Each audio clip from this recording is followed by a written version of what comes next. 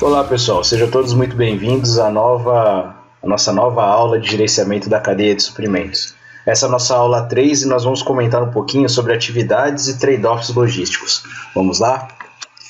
Bom, as atividades logísticas, por que a gente está falando nelas agora, né? A gente já começou com a temática de gerenciamento da cadeia de suprimentos, falar de cadeia de suprimentos, fizemos algumas definições, mas essas atividades elas são importantes que sejam ressaltadas para que a gente possa entender a importância dela na competitividade da cadeia de suprimentos.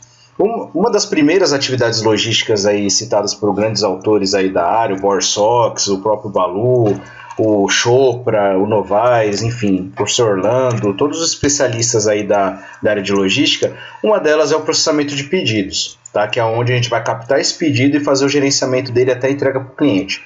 Uma outra atividade logística muito importante são os estoques, onde a gente vai gerenciar o custo, vai gerenciar de que maneira está sendo, de que maneira estão sendo estipuladas as políticas de estoque, de que maneira ele vai funcionar para poder atender o cliente.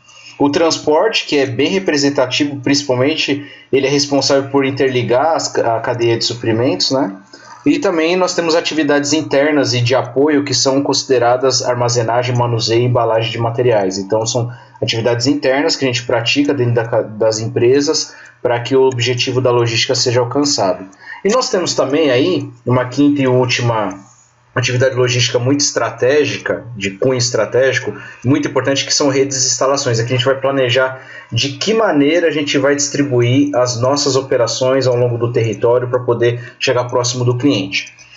O que eu gostaria de chamar a atenção aqui para vocês, de que todas essas atividades elas se relacionam entre elas. Por exemplo, o processamento de pedido ele se relaciona diretamente com o estoque, porque somente com o estoque eu consigo atender esses pedidos, tá? Também, os estoques eles vão influenciar o quê? A minha capacidade de transporte, ou então a capacidade de transporte vai ser influenciada pela minha capacidade de armazenagem.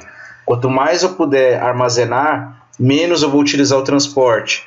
E quanto mais transporte eu tiver, menos eu vou precisar da estocagem. Então existe aí uma certa balança, um certo balanceamento que eu tenho que fazer entre as atividades.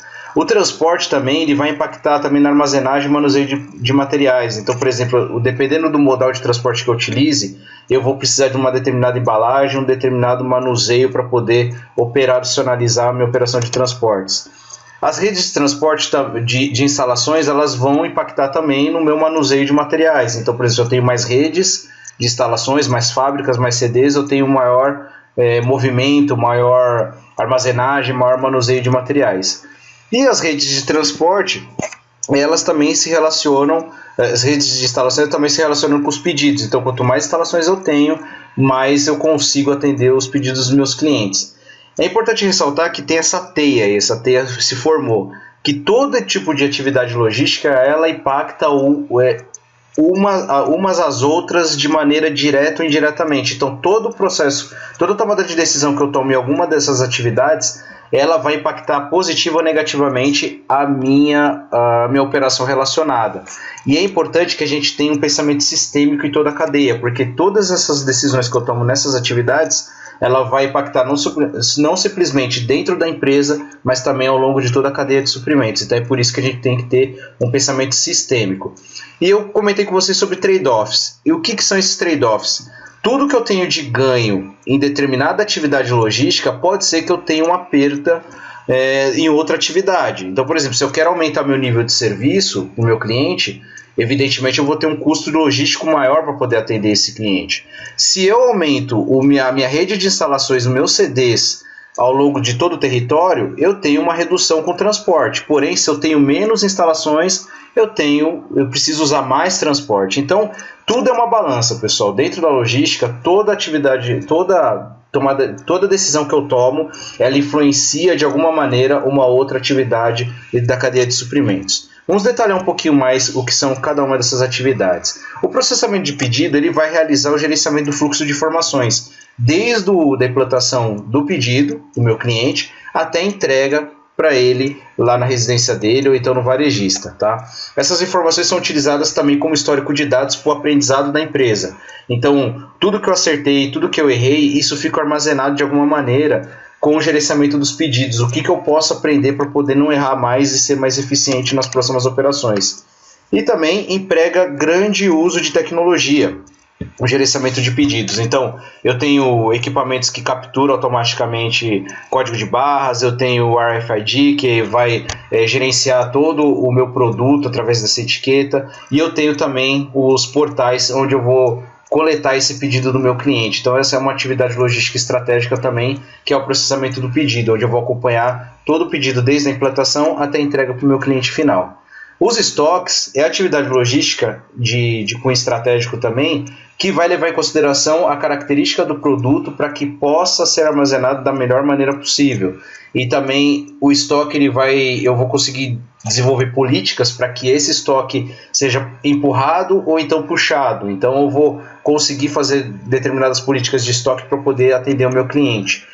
Ele também gerencia a integridade física do produto, principalmente com relação ao prazo de validade. O produto alimentício está bem incluído nesse tipo de gestão, devido ao seu prazo de validade ser levado bastante em consideração, que isso vai impactar na qualidade do produto.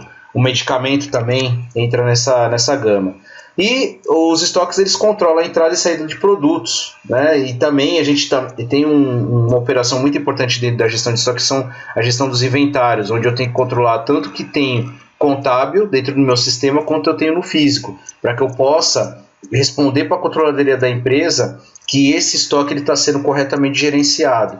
Tá? E também nós temos os custos associados e os impostos que incidem em cima desses produtos que estão armazenados. E a gente costuma dizer que o estoque, de um ponto de vista da engenharia de produção, ele é visto como custo. Então eu preciso gerenciar ele de uma maneira eficiente para que eu possa ter o menor custo possível. Em contrapartida também eu não posso ter zero de estoque também. Eu não consigo, a não ser que seja uma produção just in time, ou então um atendimento just in time puxado pelo cliente, né, um projeto, alguma coisa que eu consigo reduzir o melhor nível de estoque aí, para que eu possa reduzir esses custos.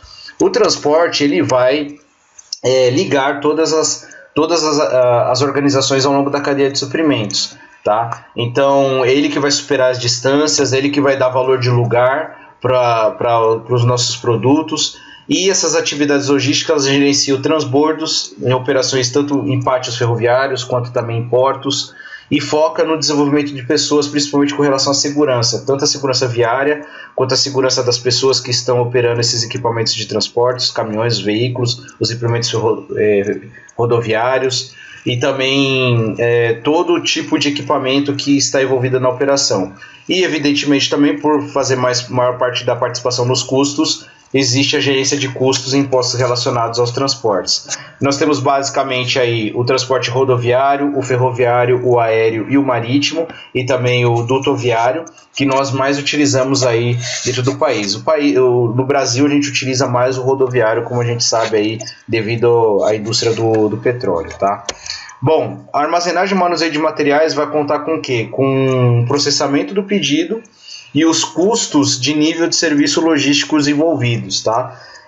Vai estar envolvido mais na parte operacional, onde a gente vai separar e expedir esses pedidos que foram colocados pelos clientes, tá? E vai se preocupar também com a integridade física do produto com relação à embalagem. Então a embalagem, ela faz parte dessa atividade logística, eu alocar de uma maneira que não gere danos nesse produto, e uma correta embalagem, não simplesmente para poder movimentar internamente nas minhas unidades esse produto, mas também para poder carregar isso nos veículos de uma maneira que não gere danos para o produto, tá? E dedica-se ao correto uso de equipamentos de movimentação interna. Uma delas é a empilhadeira, que na realidade é até um símbolo logístico nosso, né?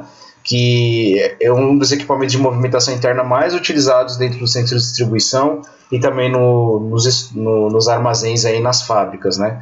Aqui nós temos os profissionais coletando esse pedido do cliente para poder fazer a separação, e aqui a parte de embalagem, tá?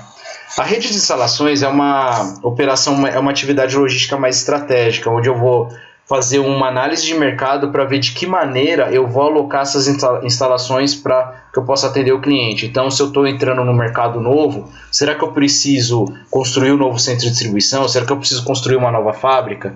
Quais são as instalações que eu vou precisar para poder atender esse cliente?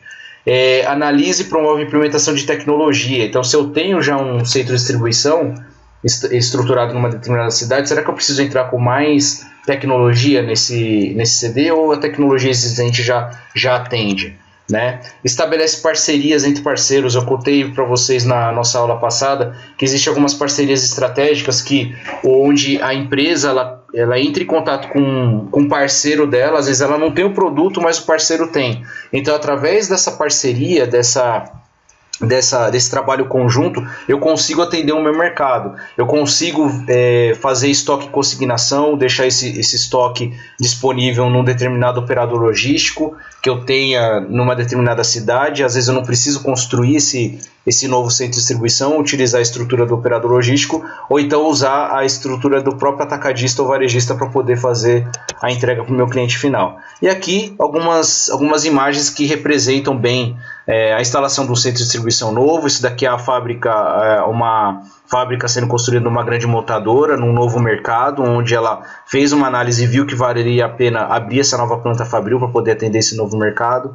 E nós temos aqui o cliente sendo atendido através do nível de serviço, recebendo o seu produto nas instalações aí no ponto de atendimento. Então tudo isso é voltado estrategicamente para poder atender o cliente.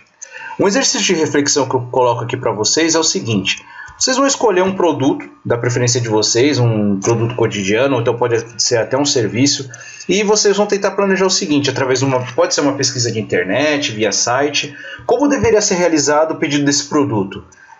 Vai ter um site, vai ter um portal de compras, um e-mail com uma área de suprimentos, é um produto final, é um produto semi-acabado. Qual a quantidade desse produto deve ter em estoque? Então, um produto de alto giro, baixo giro, ele tem alta perecibilidade? Ou então ele não tem uma data de validade muito crítica? Como que é o grau de perecibilidade desse produto? Qual o modal de transporte mais utilizado no carregamento desse produto? É uma bebida? É um produto alimentício? É um material de construção? É um serviço que é entregue para o cliente?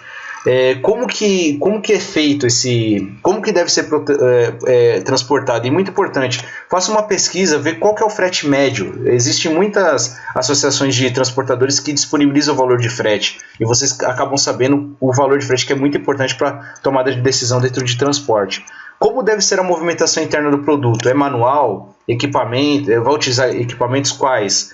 Paleteira elétrica, empilhadeira, correias de transporte. E a embalagem utilizada, ela é paletizado? São caixas de papelão?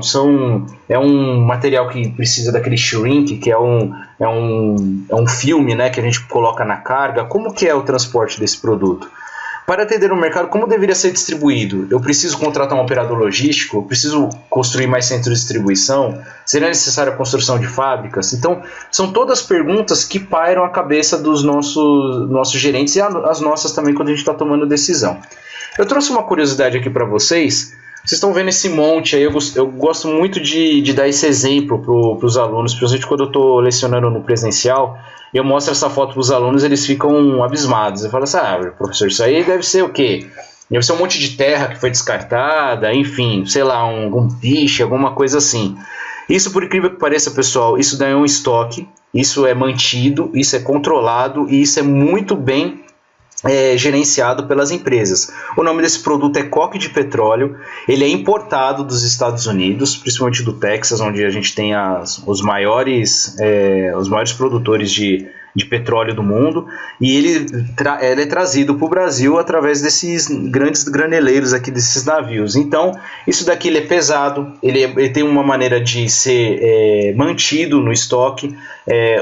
O inventário dele é feito através do peso do caminhão que chega na entrada da fábrica, e esse produto é utilizado em grandes siderúrgicas e cimenteiras como o principal combustível para poder fazer a fundição da matéria-prima. Então, pessoal, às vezes a gente olha assim, né, que a gente é de fora, fala assim, isso aqui é um monte de terra, alguma coisa, mas vocês veem que ele tem que ser mantido de uma maneira muito adequada para que possa ser atendido da melhor maneira possível o consumo dele. Aqui vocês estão vendo, esse operador está molhando esse coque de petróleo porque ele tem um ponto de fulgor muito crítico, que ele precisa estar sempre sendo umedecido para que ele não pegue fogo sozinho, porque se tiver muito calor no pátio onde ele fica armazenado, ele é capaz de pegar fogo sozinho e causar uma catástrofe. Então, ele é pesado, ele é controlado, ele é corretamente gerenciado para que o seu uso seja correto. Tá bom? Então, essa era a curiosidade que eu queria trazer para vocês. Então, tudo que existe, pessoal, passou por uma cadeia de suprimentos e precisa de um gerenciamento logístico eficiente para que possa atender as expectativas dos clientes, tá bom? Se você ficou com alguma dúvida, entre em contato comigo. Os meus contatos estão aí na descrição do vídeo e também está disponível aí via comentários, tá bom? Agradeço vocês terem assistido e encontro vocês na próxima aula. Um abraço e bons estudos.